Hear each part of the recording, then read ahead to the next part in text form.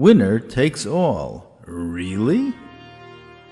In war, winner takes all. Now that Bnei Yisrael won the war against Midian, they rightfully took their spoils, gold, silver, animals, and even pots and pans from the people of Midian. But how could they cook with these utensils? They were used for non-kosher food. That's a great question. Can you answer already? I'm sorry, but all questions must be submitted in writing. Who told you that? The Torah now tells us some kosher laws which answer these questions. Now for some kosher laws. Wait, let me explain something to you. By the way, these laws are important nowadays for anyone who keeps kosher. For example, what would happen in your own kitchen if your kosher pots or pans were mistakenly used for non-kosher? Big problem. And for that matter, what would happen at a huge factory, say a juice company that processes clam juice, which is not kosher, and then wants to process kosher orange juice on the very same equipment? Bigger problem. Ouch! What a disaster! Oh, woe is me. Now back to our Parsha. Elazar, the Kohen Gadol, offered a solution. He turned to the heads of the army and said, "This is the law of kosher that Hashem commanded our leader Moshe. Before we use any kind of metal pot or metal dish from a non-Jew, clean it thoroughly. Then dip it entirely into a big kettle of boiling water. Only then will it become tahor, kosher."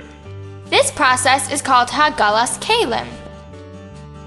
Elazar continued, If the utensil was used directly over an open fire, we must use direct fire to make it tahor, kosher. This process is called Libun. Great, so you can tahorize, or shall we say kosherize anything, right? Wrong.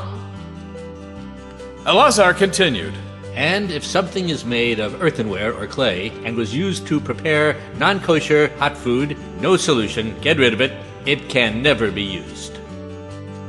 And there was even more! Brand new kitchen utensils from a non-Jew, Elazar instructed, must be dipped in a mikvah, a special pool of water, before a Jew can use them. This is how they become pure and holy. This process is called Tevilah, also known as the mikvah dip. Bottom line, Keeping kosher takes more than just kosher food. You also need kosher dishes. Just make sure not to eat those dishes. Ho ho, very funny. Ha ha, it is to laugh. I don't think that's very funny.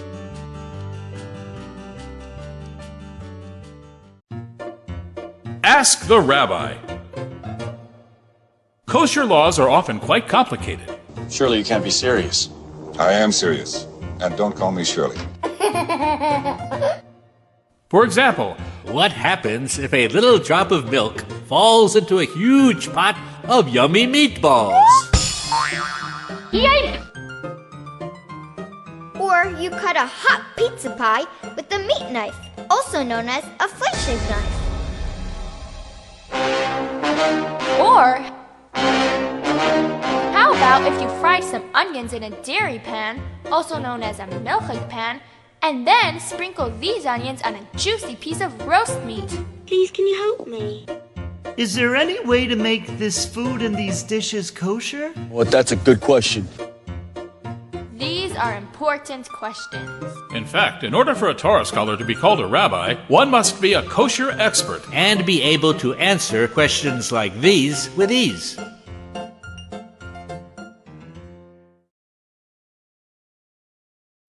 If you like this Taste of Shazak Parsha video, you'll love the complete video at Shazak.com.